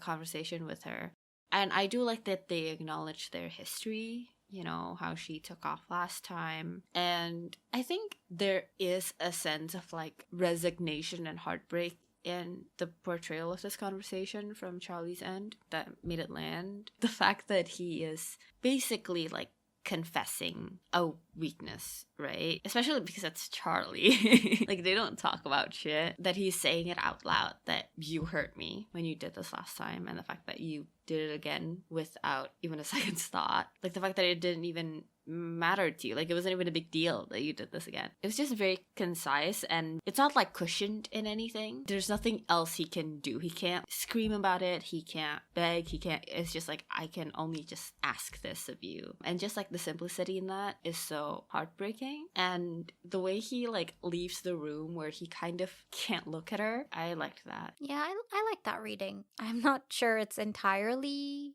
intentional, once again, because we are filling in the gaps from the previous movie, which they seem to kind of have ignored in this movie, but I like that reading a lot. I think, you know what it is? I guess it's the same thing as the outside the house thing. They treat it like a perfunctory scene when it should not be one. They treat it as like a checkbox activity, that you need to have this scene, and then after that you need to have that scene, but they don't think about the meaning and the importance. I guess that's why all the scenes have pretty much equal emotional weight, which is none, because they don't give the significance to these scenes that they need. Yeah. But the most infuriating scene of all, the Cullens voting whether or not they should turn Bella, which, like, I don't understand why it's their choice, why they have a vote, why anyone has a vote, except for Bella and the person who turns her. It's really funny when they ask Rosalie, and Rosalie is like, I never wanted to be this, hate who I am, no. And Carlisle is right there. Another awkward moment. Yeah, it's the same thing with Carlisle's relationship with Edward. They never acknowledge the resentment Edward would have had for Carlisle, having been turned without his consent, I guess. Like, he didn't ask for this. They never acknowledge these nuances. And I also agree with you, this feels like a nonsensical scene. It's none of their business whether Bella turns or not. Maybe it would have made more sense if she had asked to join their family, and that's kind of impossible to do without her turning. But that's something they can somewhat have a say in. Even then, it's not really, but it makes a little bit more sense. But Rosalie's reaction feels like the most interesting and nuanced one, even though they kind of gloss over it. And the others just seem to think that having an eternal life is the right choice. And Carlisle even seems to not even give Bella's life that much importance, because he says he won't lose Edward. And so he has no choice but to turn Bella, since Edward chose Bella as his lifelong partner. But it's the way he says it kind of implies like Bella's almost collateral damage. Like, I don't want to lose you, so I'm going to do whatever it takes. And so it doesn't matter. Like, if it were someone else, I would turn someone else. It's not specifically because I want Bella as part of the family, or I think Bella's good for you, or she's a valued person in herself. It's like, no, her fate is tied to yours. So whatever, I'm going to jeopardize her future if I have to. And it feels like everyone is ignoring Edward's perspective. And I feel kind of bad, because it feels like the decision to spend eternity with his partner, which it has its own nuances, but it's like, why is that decision taken out of his hands? What if this is not how he wants his life to turn out? Why does everyone else get a say? It's so weird. It feels like they're forcing it on him, and it doesn't feel fair. They are. This is where we're missing that discussion, like we were talking about, the different perspectives on vampirism. We're missing it because the predominant opinion, even though it might be that vampires are soulless, they're all like, who cares? It's cool. We have powers. No one is talking about the difficulties of existing as a vampire in a human world, except for Rosalie and Edward. When you put it like that, my problem is like, Bella is operating in a world where vampires are cool, and most of the Cullens are as well, and like things are happening plot-wise that confirms that bias, except the entire story is about how it's hard to be a vampire. Then she shouldn't have turned. That's not how the story should have ended. That's what I'm saying. Like, it's one thing for that to just be a fact and like a thing that the movie demonstrates, the vampires are cool thing. The funny thing is, things play out as if that is the fact of life, except the narrative constantly reminds us that vampires aren't cool. It's like the narrative wants to tell that story, but the writers don't clock it and are missing the point. Well, to go to an even worse scene, Jacob shows up shirtless. And there's this part where Edward is like, thank you for keeping Bella alive. And Jacob's like, it's not for your sake, which is like the one thing Jacob has ever said that is valid. Right? I hated that. I hated the way Edward diminishes Bella and Jacob's friendship. Like, Jacob was doing him a favor. Like, no, you don't know their relationship. You don't know the way that Jacob supported her after she was left a shell of a human being. So, like, it felt so annoying. I guess they both were to a certain point, but definitely Edward was kind of treating her like property or like his ward or whatever. Yeah, it's like Edward is thanking him for taking care of his plant while he was gone. You know, it's so incredibly righteous and condescending. But Jacob tells us, the audience and Bella, that actually the treaty says that if any of the Cullens bite a human, the truce is over, which is catastrophic for our little Isabella. I don't know how they can possibly circumvent that. That's it, right? Like, Edward got his wish. Like, he found his way out. The treaty. There we go. Yeah. Why didn't he just say that from the fucking beginning? And he already knows this. Why didn't he just say, like, Bella, you know what? I love you, but there's this treaty. He's dumb. So stupid. Yeah. You're right. And he even picks a fight with Jacob, whereas he should be thanking him. He should be like, yes, thank you. That's the reason. Yeah. See, Bella, I tried, but it's not possible. It's Jacob's fault. Yeah. You know what I'm also realizing? They have the same goal, the same desire. They don't want Bella to be a vampire.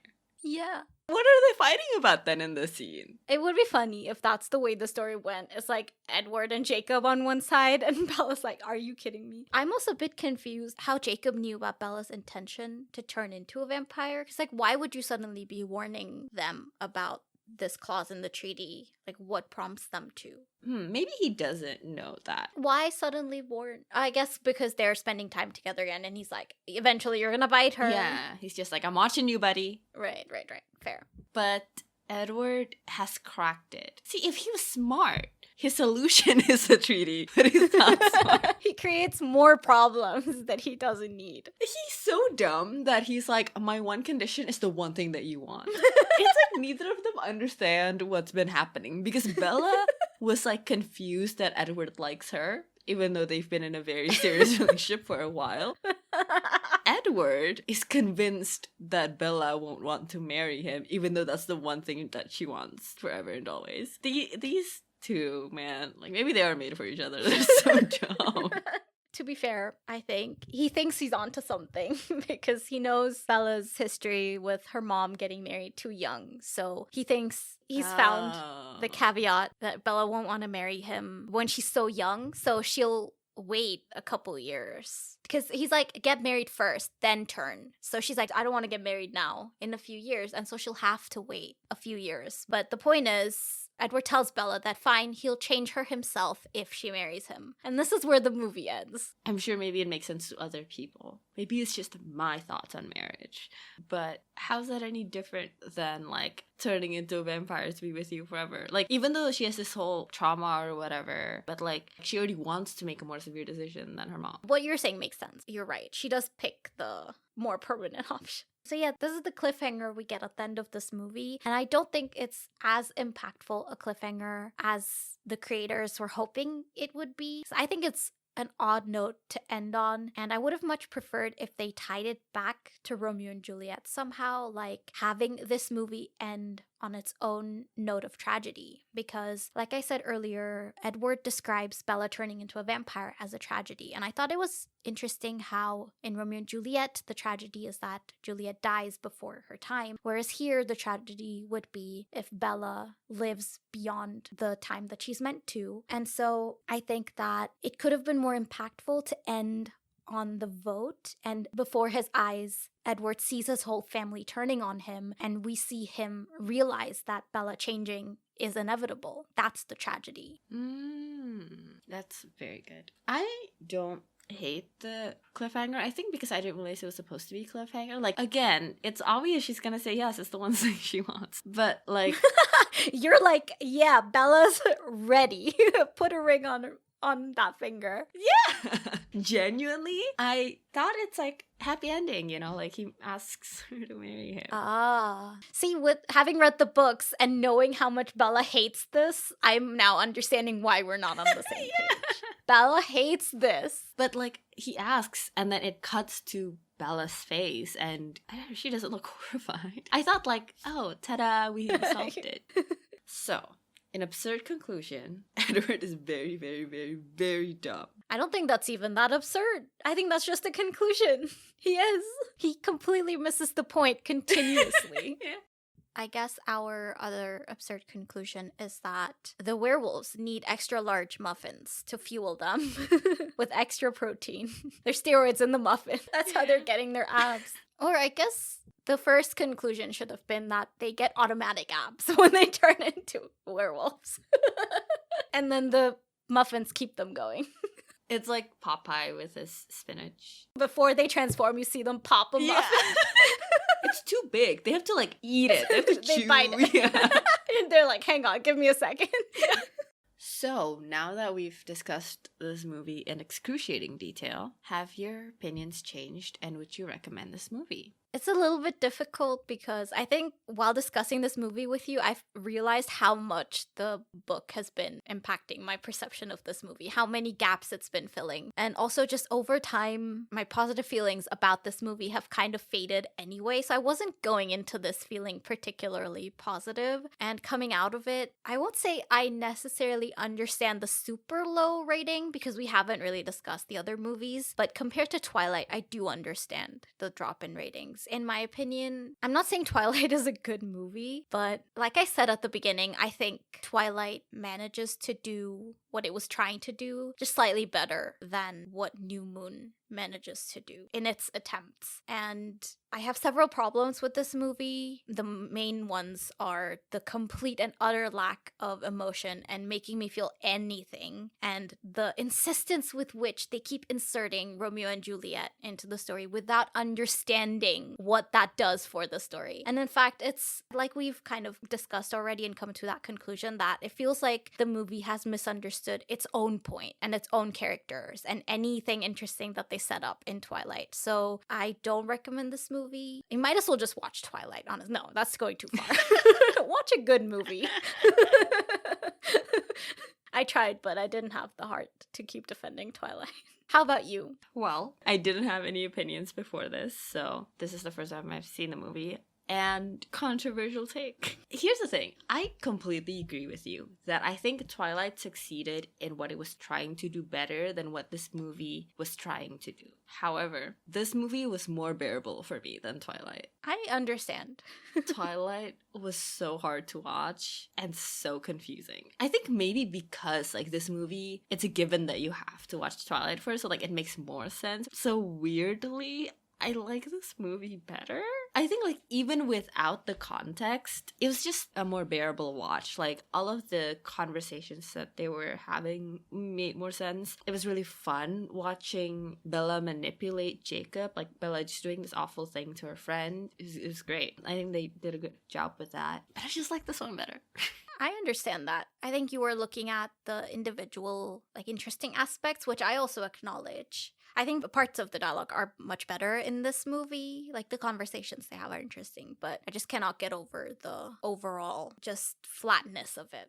I get that. I think there's something about, like, the pacing that really compels me. Yeah. Maybe that's what it is. Like, I like that better than the pacing in Twilight or something. That's fair. It also does make an effort to be more visually interesting than Twilight. Like, visually, it's less flat. And we do miss the blue sometimes, but overall, it's more engaging in the way that it uses cinematography. So there's that. I do think, I mean, I haven't read New Moon, but I do think Twilight is a more Twilight movie. They used the setting so much better, especially because they spent a lot of the movie at Jacob's place. And that could have been like a very tangible, like concrete setting, but we don't really get to know his place at all. So yeah, oh, do I recommend this movie? No. I can't with good conscience recommend you watch like 90 minutes of Jacob's actor trying to act.